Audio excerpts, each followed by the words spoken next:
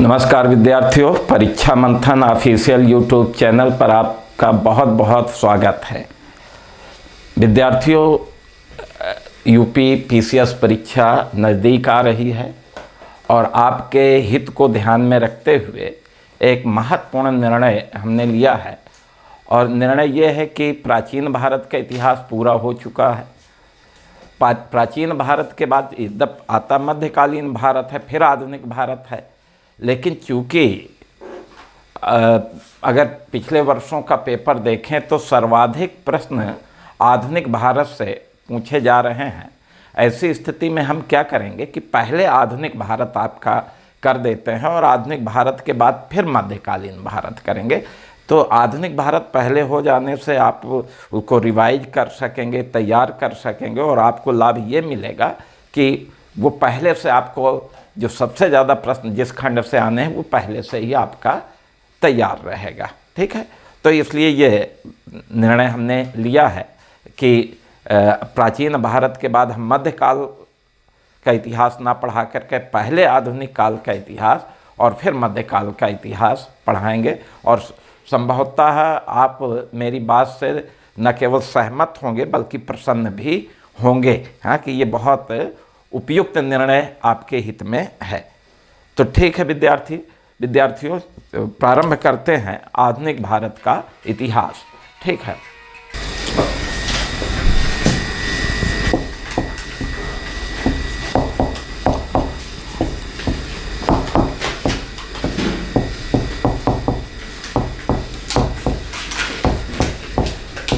ये देखिए आधुनिक भारत का इतिहास, ये टॉपिक, ये खंड हम शुरू कर रहे हैं। अब आधुनिक भारत के इतिहास के शुरुआत किस टॉपिक से हमें करना चाहिए? आप पहला टॉपिक कौन सा पढ़ेंगे?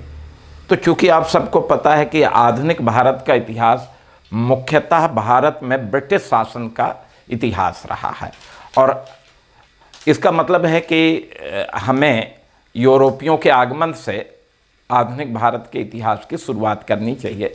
यद्यपि यूरोपियों का आगमन भारत में मध्यकाल में हुआ, लेकिन फिर भी हम पहला अध्याय यहीं से शुरू करेंगे, यूरोपियों का आगमन। तो पहला टॉपिक आपको हम यूरोपीय वाणिज्य का प्रारंभ या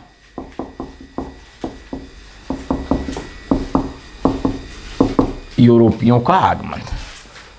अब देखिए, इस टॉपिक के अंतर्गत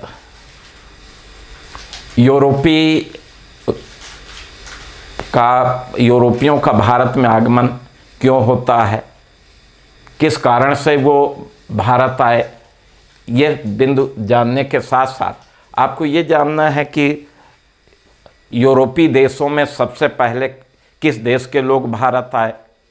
ठीक है, कहाँ उन्होंने अपनी फैक्ट्रियाँ स्थापित की, उनके महत्वपूर्ण अधिकारी कौन थे, उनके मुख्य केंद्र कौन थे, ठीक है, उनकी क्या महत्वपूर्ण देन रही, ये कुछ बिंदु आपको विशेष रूप में ध्यान में रखना है। अब यूरोपीय वाणिज्य के प्रारंभ में चूँकि सबसे पहले पुर्तगाली आए तो पुर्तगाली पढ़ेंगे, फिर डच आए, डचों को पढ़ेंगे, फिर अंग्रेज आए, इनको पढ़ेंगे, फिर डेनमार्क के लोग जिन्हें डेनिश कहा गया, डेनिश लोग आए और सबसे अंत में फ्रांसीसी आए। तो यूरोपीय वाणिज्य का जो प्रारंभ होता है तो उसमें आपने देखा कि पुर्तगाली, डच, अंग्रेज, डेनिश और फ्रांसीसी ये सभी मध्यकाल में भारत आते हैं।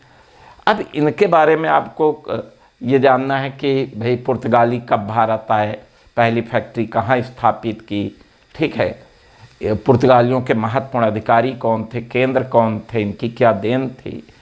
इसी तरह डच कब भारत आए, इनके मुख्य केंद्र कौन थे, इनके आयात निर्यात क्या थे। अंग्रेज कब भारत आए, इनके मुख्य केंद्र कौन थे। डेनिश, डेनमार्क के लोग भारत कब आए और फ्रांसीसी। तो इस तरह से आप इनके बारे में जानेंगे। ठीक है, और अब हमेशा तो नहीं, लेकिन प्रायः एक प्रश्न कभी कभी इस टॉपिक से पूछ लिया जाता है। फिर इसके बाद हम आपको आंग्ल फ्रांसीसी संघर्ष, देखिए ये टॉपिक पढ़ाएंगे, आंग्ल फ्रांसीसी संघर्ष। अब चूंकि अंग्रेज और फ्रांसीसियों के बीच में जो संघर्ष हुआ उसी को आंग्ल फ्रांसीसी संघर्ष कहते हैं, एक महत्वपूर्ण बात। और दूसरी चीज़ ये है कि ये संघर्ष चूंकि कर्नाटक क्षेत्र में होता है, इसलिए आंग्ल फ्रांसीसी संघर्ष को कर्नाटक के युद्ध के नाम से भी जाना जाता है। ठीक है, तो चाहे कर्नाटक के युद्ध पढ़ना है या आंग्ल फ्रांसीसी संघर्ष पढ़ना है, ठीक है, तो ये दोनों एक ही चीज़ है। अब तीसरा टॉपिक जो आपको पढ़ना है, भारत में ब्रिटिश साम्राज्य का विस्तार।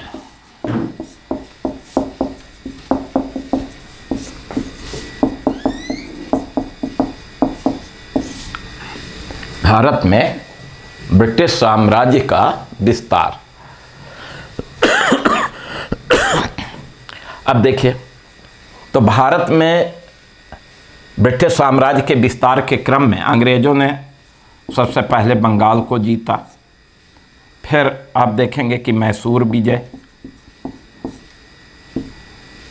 मराठा क्षेत्र मराठा विजय, पंजाब विजय, ठीक है। इसके अतिरिक्त डलहौजी के समय में हड़प नीति के द्वारा अनेक राज्यों का विलय और अवध का विलय कुप्रशासन के आधार पर। तो आप देखेंगे कि भारत में ब्रिटिश साम्राज्य का जो विस्तार हुआ उसमें मुख्य रूप से बंगाल से शुरू करते हैं, प्लासी का युद्ध, बक्सर का युद्ध, तो बंगाल विजय, फिर मैसूर में 4 युद्ध हुए, मराठों के साथ 3 युद्ध हुए, सिखों के साथ 2 युद्ध हुए, फिर डलहौजी द्वारा हड़प नीति के द्वारा अनेक राज्यों को मिलाया गया और फिर अवध का डलहौजी ने विलय किया कुप्रशासन के आधार पर। ठीक है, तो इस तरह से आप देखेंगे कि भारत में 1856 तक एक विशाल ब्रिटिश साम्राज्य का निर्माण हो गया। ठीक है, तो ये भारत में ब्रिटिश साम्राज्य का विस्तार पढ़ेंगे। ठीक है, तो ये इसके बाद फिर अगर आप देखें तो आप भारत में ब्रिटिश प्रशासनिक आर्थिक नीतियों के बारे में पढ़ेंगे।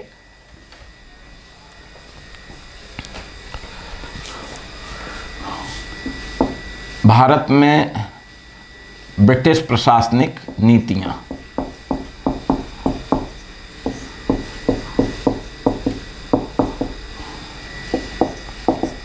तो ये टॉपिक आप पढ़ेंगे।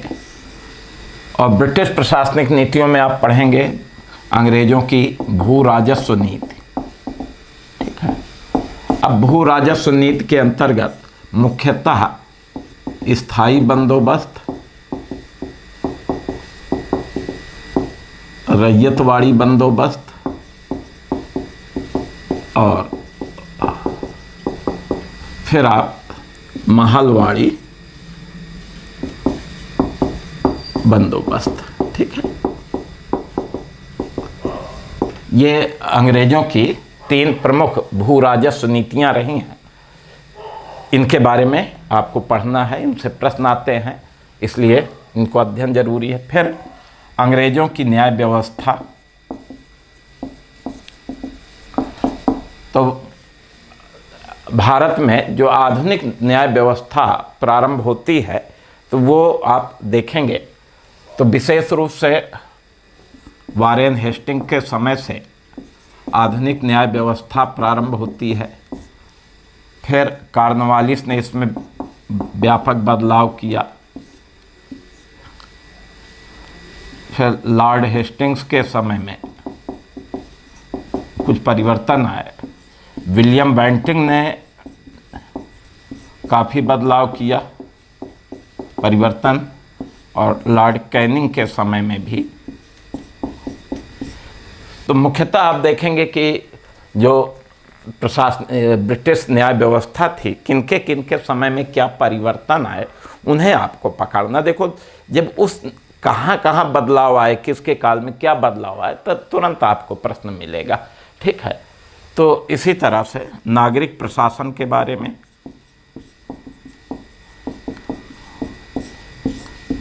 भारत में लॉर्ड कॉर्नवालिस को आधुनिक सिविल सेवा का जनक माना जाता है, नागरिक प्रशासन का जनक माना जाता है। तो वहाँ से आप शुरू करेंगे। वेलेजली के समय में नागरिक प्रशासकों के प्रशिक्षण के लिए कलकत्ता में फोर्ट विलियम कॉलेज की स्थापना, वो फिर आप देखेंगे कि सिविल सेवा में जो बदलाव आते गए उसके बारे में बताया जाएगा। तो ये प्रशासनिक नीतियों के बारे में फिर आप देखेंगे कि अंग्रेज़ों की आर्थिक नीतियाँ,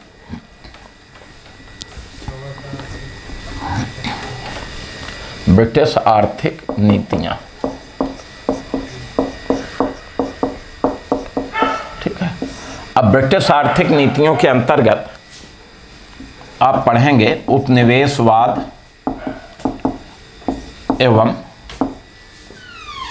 इसके विभिन्न चरण, ठीक है, ये टॉपिक पढ़ेंगे। इसमें आप उपनिवेशवाद क्या है, उपनिवेशवाद के 3 चरण हैं, वाणिज्यिक पूंजीवाद का चरण, औद्योगिक पूंजीवाद का चरण और आपका वित्तीय पूंजीवाद का चरण, ठीक है। तो ये उपनिवेशवाद के विभिन्न चरण पढ़ेंगे। फिर आप देखेंगे कि आप पढ़ेंगे इसके अंतर्गत धन निष्कासन का सिद्धांत। तो धन निष्कासन का सिद्धांत महत्वपूर्ण है।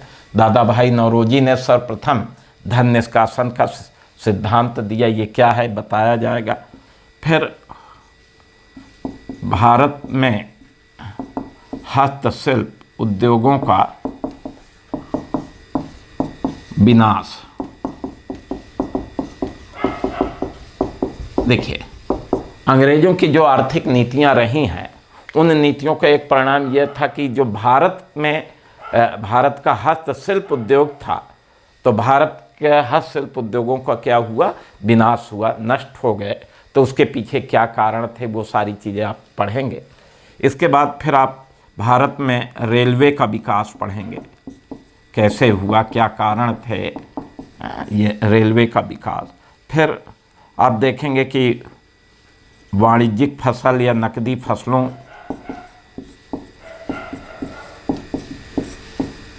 का विकास, ठीक है। तो ये मुख्यतः आप जो है ब्रिटिश आर्थिक नीतियों के अंतर्गत पढ़ेंगे, ठीक है।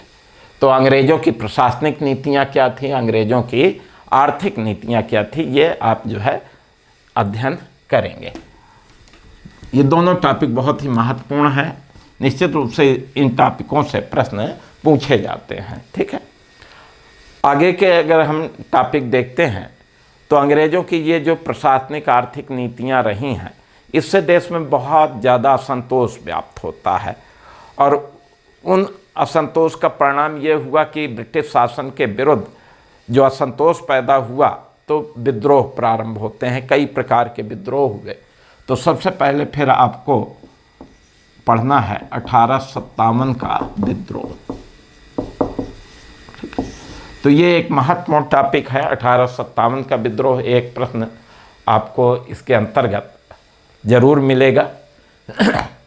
1857 के विद्रोह के क्या कारण थे, विद्रोह कहाँ से प्रारंभ हुआ, कहाँ कैसे इसका प्रसार होता है, विद्रोह के प्रमुख केंद्र कौन थे, वहाँ नेतृत्व किसके द्वारा किया गया, विद्रोह असफल क्यों रहा और इसका क्या महत्व था, ये सारी चीज़ें इस टॉपिक के अंतर्गत पढ़ेंगे।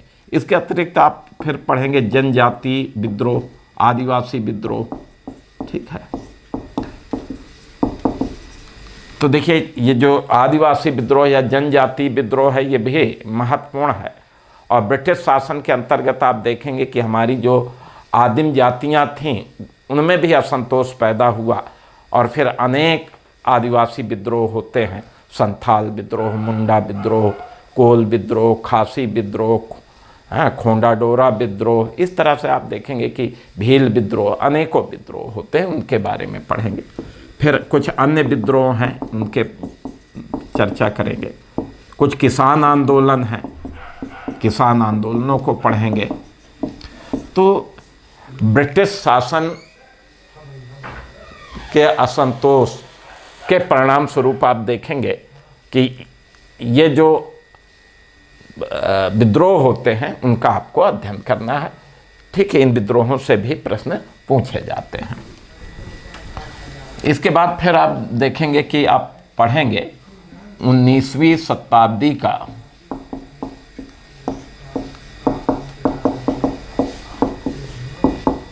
पुनर्जागरण या सुधार आंदोलन, सामाजिक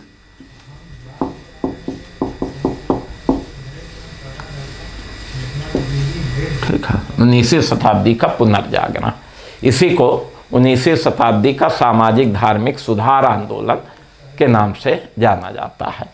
ठीक है, तो इस टॉपिक में सुधार आंदोलन के क्या कारण थे ये आप जान सकेंगे। इसके अतिरिक्त आप देखेंगे कि आप महत्वपूर्ण सुधारकों के बारे में, राजा राम मोहन राय के बारे में, देवेंद्र नाथ टैगोर, केशव चंद्र सेन, ईश्वर चंद्र विद्यासागर, और इसके बाद यंग बंग आंदोलन के बारे में, आर्य समाज के बारे में, रामकृष्ण मिशन के बारे में, कुछ मुस्लिम सुधार आंदोलन है, अलीगढ़ आंदोलन, देवबंद आंदोलन, इन सब के बारे में इस टॉपिक के अंतर्गत आप पढ़ेंगे।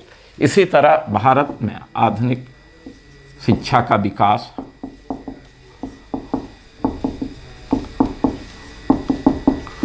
तो भारत में आधुनिक शिक्षा का जो विकास हुआ वो आप पढ़ेंगे। आंग्ल प्राच्य विवाद क्या है, ठीक है, अधोमुखी निस्यंदन सिद्धांत क्या है, वुड का डिस्पैच क्या है। ठीक है, इस तरह से कुछ महत्वपूर्ण शिक्षा से संबंधित जो बिंदु हैं उनका आप अध्ययन करेंगे। ठीक है, इसके बाद फिर आप पढ़ेंगे राष्ट्रीय आंदोलन।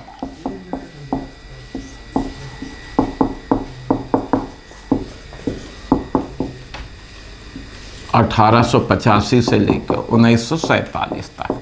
ठीक है, तो 1885 से लेकर के 1947 तक आपको क्या पढ़ना है, राष्ट्रीय आंदोलन पढ़ना है। ठीक है, अब राष्ट्रीय आंदोलन के अंतर्गत अगर आप देखें तो राष्ट्रीय आंदोलन के उदय के क्या कारण थे,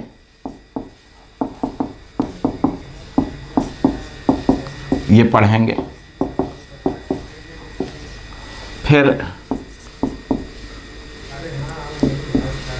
कांग्रेस के उदय से पहले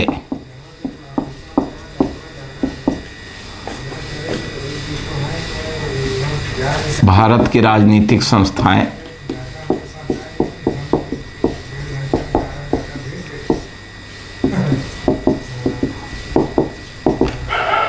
ठीक है, कांग्रेस की स्थापना एवं प्रारंभिक अधिवेशन,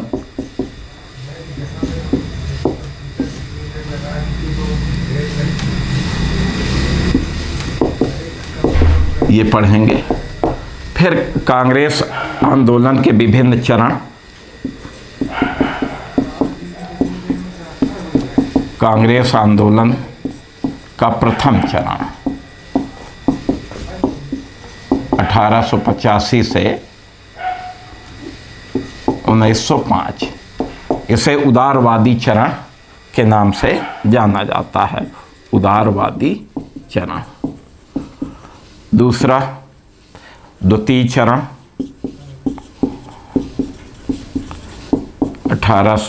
1905 से 1919 तक, ये उग्रवादी चरण है। और तृतीय चरण 1919 से 1947 गांधीवादी चरण। ठीक है, तो ये कांग्रेस अधिवेशन के 3 चरण आपको बताया जाएगा। कांग्रेस आंदोलन के प्रथम चरण में आप देखेंगे कि उदारवादियों का क्या योगदान रहा है, उनकी क्या मांगे रही हैं। द्वितीय चरण में आप देखेंगे कि उग्रवादी आंदोलन के उदय के क्या कारण थे, ये आप जान सकेंगे। इसी में आप बंगाल विभाजन, स्वदेशी बहिष्कार आंदोलन पढ़ सकेंगे। इसी के अंतर्गत आप जो होम रूल आंदोलन पढ़ेंगे, कांग्रेस मुस्लिम लीग समझौता पढ़ेंगे, ठीक है, ये सारी चीज़ें। तृतीय चरण पूरी तरह से गांधीवादी चरण है, ठीक।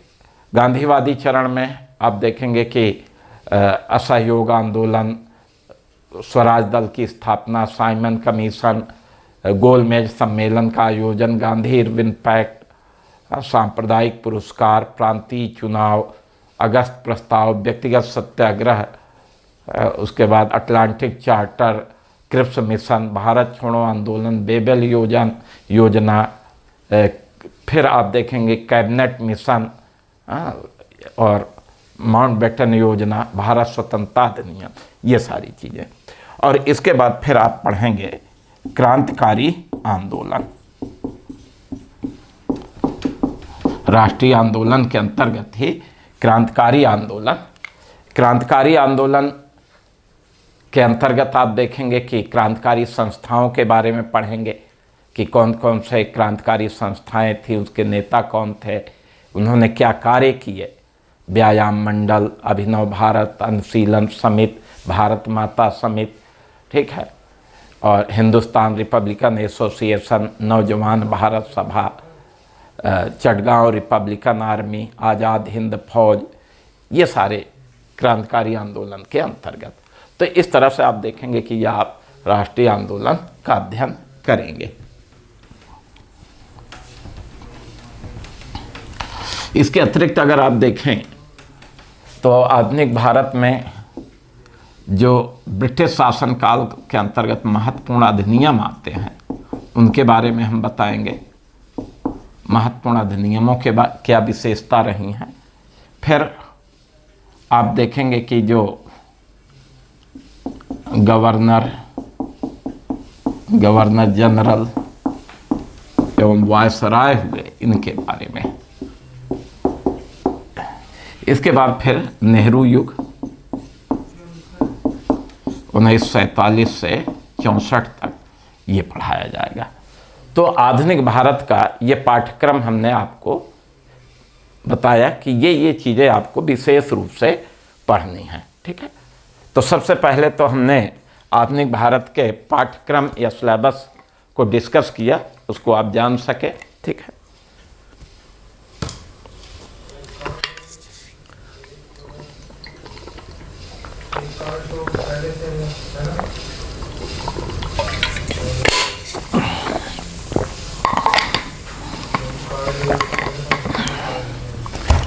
चलिए,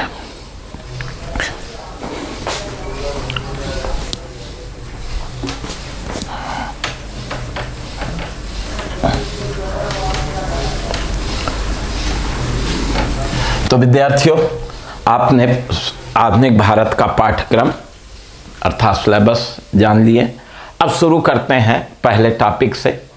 और पहला टॉपिक, जैसे कि मैंने बताया था कि आपको यूरोपीय वाणिज्य का प्रारंभ या यूरोपियों का आगमन पढ़ना है। यूरोपीय वाणिज्य का प्रारंभ,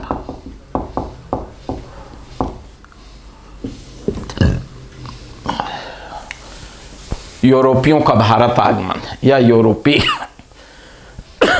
वाणिज्य का प्रारंभ, ठीक है।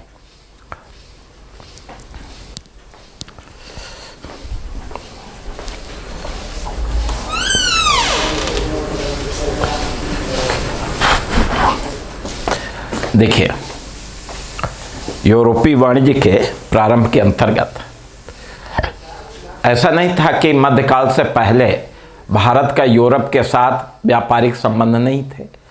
मध्यकाल से पहले यानी प्राचीन काल से ही अगर देखा जाए तो भारत और यूरोप के बीच व्यापारिक संबंध थे। मुख्यतः अगर देखा जाए तो यूरोपियों के आगमन से पहले जो भारत और पश्चिमी देशों के साथ व्यापार होता था वो मुख्यतः दो मार्गों से होता था। एक फारस की खाड़ी वाला मार्ग था, ठीक है, फारस की खाड़ी वाला मार्ग, इस मार्ग से, और दूसरा लाल सागर का मार्ग, ठीक है। तो मुख्य रूप से अगर देखा जाए तो ये दो मार्ग थे। और इनमें भी अगर देखें तो लाल सागर का जो मार्ग था वो अधिक कठिन था, क्योंकि कोहरा अधिक पड़ता था और चट्टानें, समुद्री चट्टानें होती थीं। तो ज़्यादातर व्यापारी और सौदागर और नाविक ये फारस की खाड़ी वाले मार्ग को ही प्राथमिकता देते थे, ठीक है। एक तो ये बात थी। तो पुराना मार्ग यही थे, उनमें ये मार्ग ज़्यादा प्रचलित था। एक तो ये आपको समझना है। दूसरी चीज़ क्या हुआ कि 1453 ईस्वी में तुर्कों ने पूर्वी रोमन साम्राज्य की राजधानी कुस्तुनतुनिया हुआ करती थी, तो 1453 में तुर्कों ने पूर्वी रोमन साम्राज्य की राजधानी कुस्तुनतुनिया पर विजय प्राप्त की, कुस्तुनतुनिया पर अधिकार कर लिया। और कुस्तुनतुनिया पर अधिकार करने का मतलब है कि फारस की खाड़ी तक पूरा तुर्कों का एकाधिकार हो गया। अब ऐसी स्थिति में यूरोपीय देशों का पूरब के साथ जो व्यापार चल रहा था वो काफ़ी बाधित होने लगा। अब यूरोपियों को एक नए समुद्री मार्ग की खोज की आवश्यकता पड़ गई। तो एक तो ये चीज़। दूसरी चीज़ अगर आप देखें तो मध्यकाल के अंत में, यानी 14वीं शताब्दी से 16वीं शताब्दी के बीच में यूरोप में पुनर्जागरण होता है। और यूरोप का जो पुनर्जागरण था, इसने क्या किया कि यूरोप के पुनर्जागरण ने यूरोप के लोगों में उद्यम की भावना भर दी, उनमें कुछ करने का जुनून पैदा कर दिया। तो यूरोप के पुनर्जागरण ने भी, अब देखेंगे कि यूरोपियों को नए समुद्री मार्ग, नए भौगोलिक खोजों के लिए प्रेरित कर देता है, ठीक है। एक तो ये चीज़। फिर तीसरी चीज़ ये थी कि भारत की भौगोलिक स्थिति,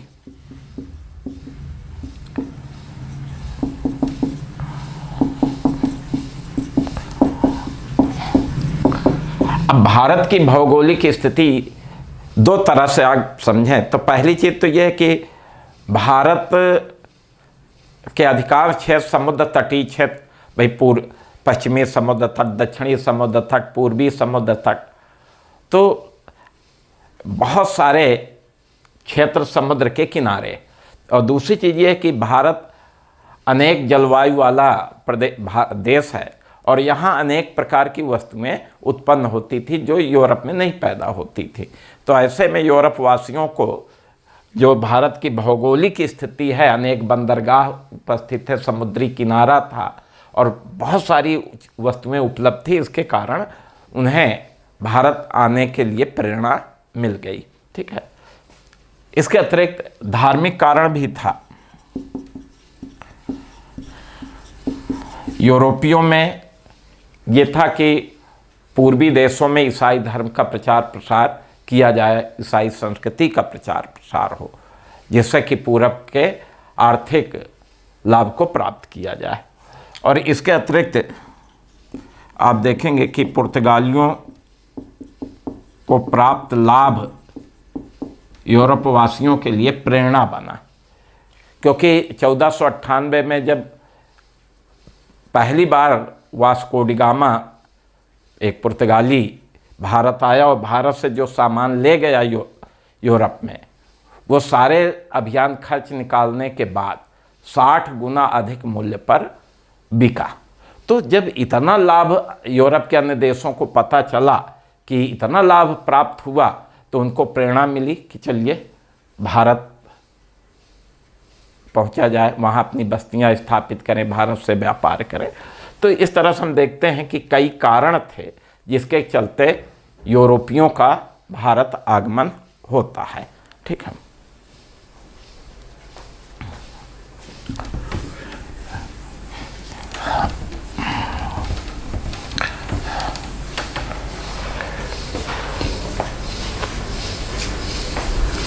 अब आप देखेंगे कि सबसे पहले पुर्तगाली भारत आए। पुर्तगाली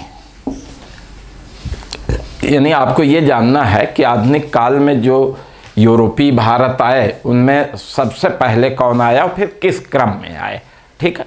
तो पुर्तगाली यानी पुर्तगाल के रहने वाले लोगों को क्या कहा गया है? पुर्तगाली कहा गया है। ठीक है। अब पुर्तगालियों के संदर्भ में अगर देखा जाए तो आप देखेंगे कि एक 1486 ईस्वी में एक पुर्तगाली नाविक था, बार्थलोम्यू डेस। ठीक है। और इसने अफ्रीका में उत्तमासा अंतरीप की खोज की, केप ऑफ गुड होप।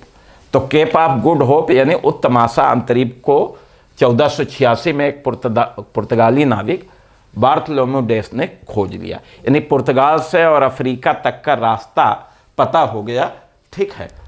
तो एक तो ये चीज़, जब ये जानकारी मिल गई तो फिर यूरोप के अन्य लोग भी समुद्री मार्गों की खोज के लिए प्रेरित हुए। और उसी क्रम में अगर देखा जाए तो 1492 ईस्वी में अगर आप देखें तो स्पेन के शासक फर्डिनेंड थे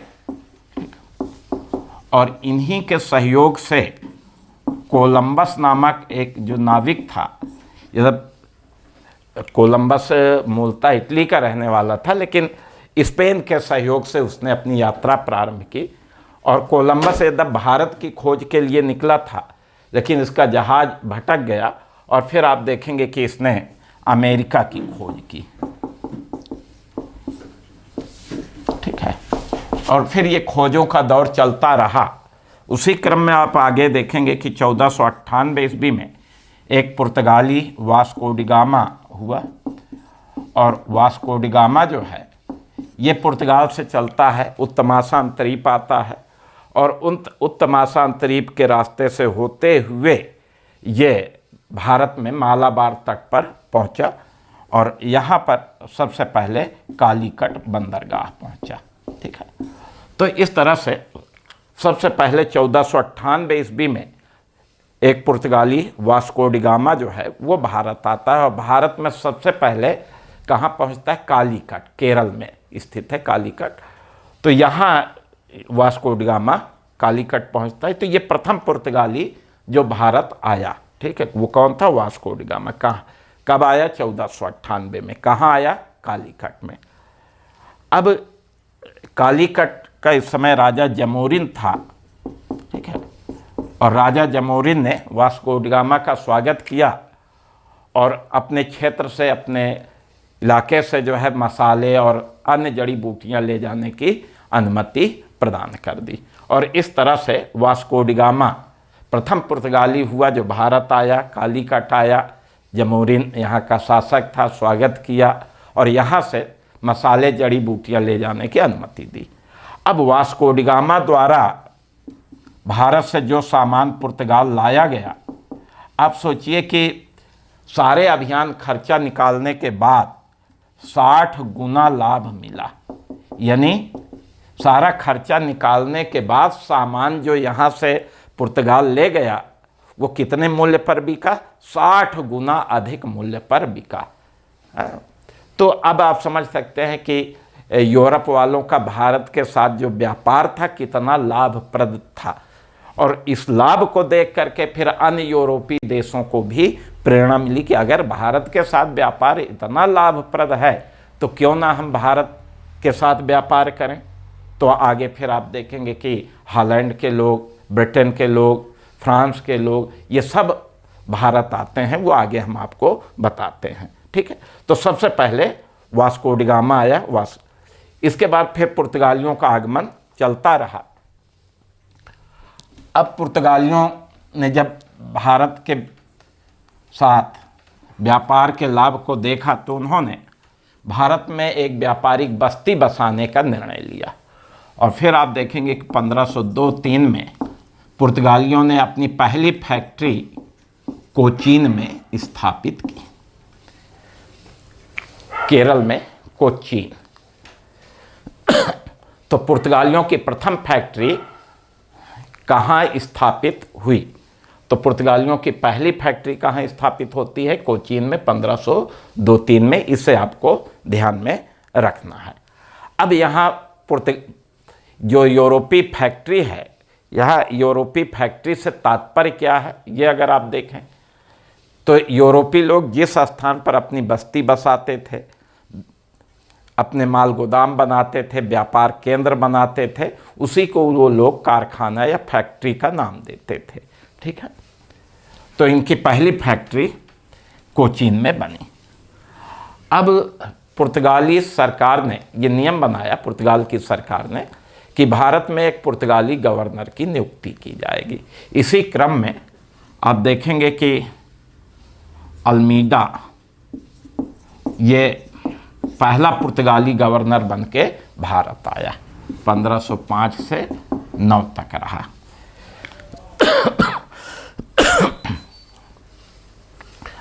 तो भारत का पहला पुर्तगाली गवर्नर कौन था? ठीक है, तो भारत का पहला पुर्तगाली गवर्नर अल्मीडा था 1505 से 9 तक। इसने कोचीन को अपना मुख्यालय बनाया। भाई कोई गवर्नर आएगा तो उसका एक मुख्यालय या राजधानी बनेगा। तो अल्मीडा पहला गवर्नर बन के आता है भारत में। कोचीन को इसने अपना मुख्यालय बनाया, ये ध्यान में रखिए। अब अल्मीडा का जो अगर देखा जाए तो इसका जो है भारत में युद्ध भी हुआ। इसने गुजरात, मिस्र और तुर्की यहाँ के मुस्लिम जलबेड़े के साथ 2 युद्ध किया।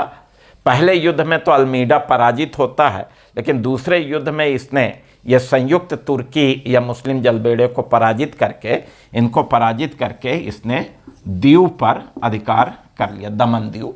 तो दीव पर इसने अधिकार किया। तो इस तरह से आप देखेंगे कि पुर्तगालियों द्वारा भारत में विजय अभियान का कार्य भी प्रारंभ हो गया और ये कार्य अल्मीडा ने शुरू किया। 1509 में अल्मीडा वापस पुर्तगाल चला गया। अब दूसरा पुर्तगाली जो गवर्नर आया अल्बुकर्क 1515 से लेकर 1515 तक। ठीक है, तो ये दूसरा पुर्तगाली गवर्नर था 1509 से 15 तक। अब अल्बुकर्क को अगर देखा जाए तो भारत में पुर्तगाली सत्ता का वास्तविक संस्थापक, ये प्रश्न आता है कि भारत में पुर्तगाली सत्ता का वास्तविक संस्थापक कौन था? तो अल्बुकर्क। भारत में पुर्तगाली सत्ता का वास्तविक संस्थापक अल्बुकर्क था। इसने भी कोचीन को ही अपनी राजधानी बनाई, ये ध्यान में रखिए। और इसका सबसे महत्वपूर्ण कार्य यह था कि 1510 ईस्वी में इसने बीजापुर के आदिल शाही सुल्तान से गोवा जीत लिया और गोवा पर अधिकार कर लिया। तो अल्बुकर्क की महत्वपूर्ण उपलब्धि क्या थी? गोवा की विजय। ठीक है, फिर अल्बुकर्क विजयनगर के शासक कृष्णदेवराय के साथ अच्छे संबंध बनाए। इसके समय में पुर्तगालियों द्वारा भारतीय महिलाओं से वैवाहिक संबंध स्थापित किए गए। भारतीयों को सम्मिलित करते हुए एक सेना का भी निर्माण किया। तो इस तरह से ये वास्तविक संस्थापक के रूप में जाना जाता है। इसके बाद फिर कुछ सामान्य गवर्नर आते रहे, उनकी कोई विशेष उपलब्धि नहीं है। ठीक है, नुनो दा कून्हा, ठीक है, ये 1529 से 38 तक रहा। और अल्बुकर्क का वास्तविक उत्तराधिकारी नुनो दा कून्हा को माना जाता है कि अल्बुकर्क ने जो कार्य भारत में प्रारंभ किया उसको आगे बढ़ाने का कार्य किसने किया? नुनो दा कून्हा ने किया। पहला काम तो ये था कि 1530 में इसने कोचीन की जगह गोवा को अपनी राजधानी बनाई। ठीक है, अभी तक पुर्तगालियों की राजधानी कोचीन थी। 1530 ईस्वी में नुनो दा कून्हा ने ही गोवा को अपनी राजधानी बनाई।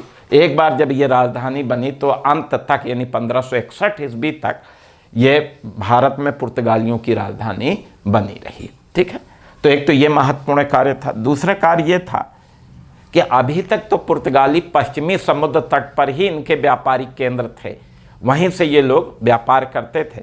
लेकिन नुनो द कून्हा पहला ऐसा पुर्तगाली गवर्नर था जिसने पश्चिमी समुद्र तट के साथ साथ पूर्वी समुद्र तट की ओर भी पुर्तगाली व्यापार का विस्तार किया।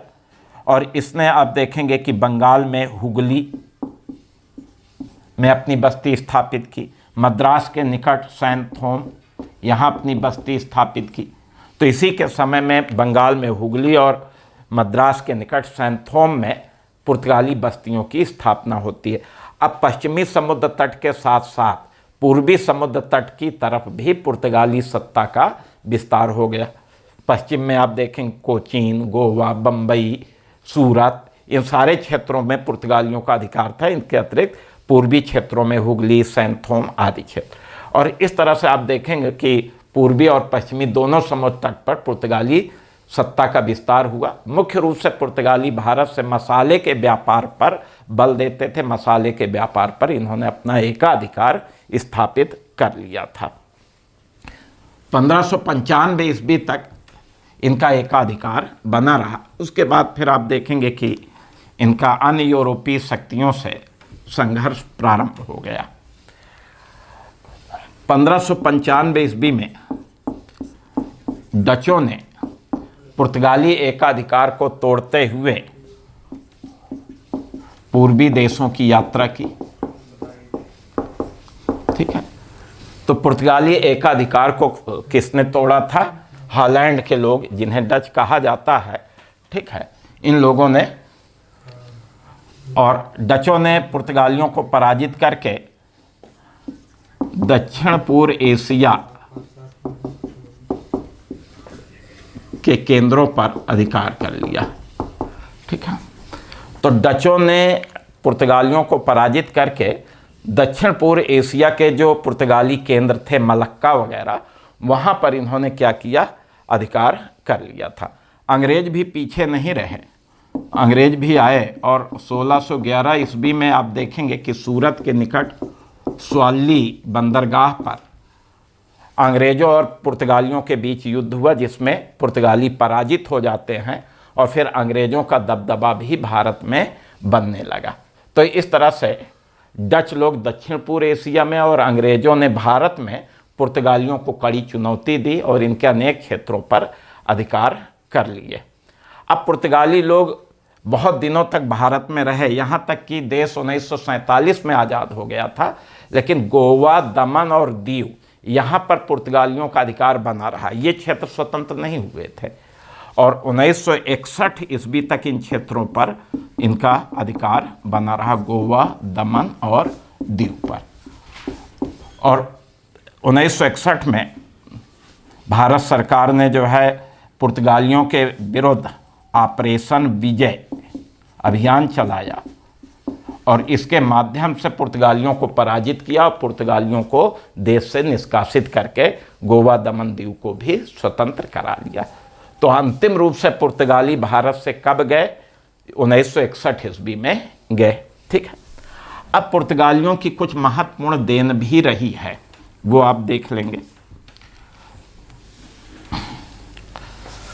अब एक तो कार्टज व्यवस्था पुर्तगालियों की व्यवस्था थी, इसको जान ले, ये क्या है। वास्तव में पुर्तगाली स्वयं को, अपने आप को हिंद महासागर का स्वामी मानते थे कि हिंद महासागर के मालिक हम हैं और कोई भी अन्य देश का जहाज बिना हमारी अनुमति के हिंद महासागर में नहीं जा सकता। तो इसके लिए वो क्या करते थे कि कोई भी, चाहे भारतीय हो या अन्य देश के जहाज हों, उन्हें पुर्तगालियों से परमिट लेना पड़ता था। उसी परमिट को कार्टज बोला जाता था और परमिट लेने के लिए शुल्क यानी टैक्स देना पड़ता था, पैसा देना पड़ता था। पैसा देने के बाद वो अपने जहाज हिंद महासागर में ले जा सकते थे। इसी व्यवस्था को कार्टज व्यवस्था कहते थे। दूसरी चीज़ काफिला व्यवस्था। पुर्तगालियों की दूसरी व्यवस्था क्या थी? काफिला व्यवस्था। ये क्या थी? काफिला व्यवस्था के अंतर्गत अरबी और भारतीय जहाज़ों का जो बेड़ा होता था, वो व्यापार के लिए जब समुद्र में जाता था तो उनके साथ एक पुर्तगाली बेड़ा साथ चलता था। क्यों चलता था? दो कारण थे। एक तो समुद्री डाकुओं से इन जहाज़ों की रक्षा करने के लिए, और दूसरी चीज़ ये देखना कि कोई भी भारतीय या अरबी जहाज़ पुर्तगाली व्यवस्था के विरुद्ध व्यापार तो नहीं कर रहा है। तो इन दो कारणों से ये काफिला व्यवस्था इन्होंने शुरू की थी। तो कार्टेज व्यवस्था और काफिला व्यवस्था किसने प्रारंभ की थी? ये पुर्तगालियों की व्यवस्था थी। अब पुर्तगालियों की महत्वपूर्ण देन अगर आप देखें कि क्या रही है, तो इसमें सबसे पहले अगर आप देखें तो प्रेस का मतलब यहाँ छापाखाना से है। तो भारत में प्रेस या छापाखाना स्थापित करने का श्रेय पुर्तगालियों को जाता है, क्योंकि अभी तक अगर देखा जाए तो अभी तक भारत में हाथ से ही किताबें लिखी जाती थीं, कोई छपाई वगैरह नहीं होती थी। लेकिन जब पुर्तगाली भारत आए और यहाँ इन्हें अपने धार्मिक साहित्य छापने पड़े, ईसाई धर्म का प्रचार करना था, तो इसके लिए फिर इन्होंने भारत में प्रेस लगाए, छापाखाना।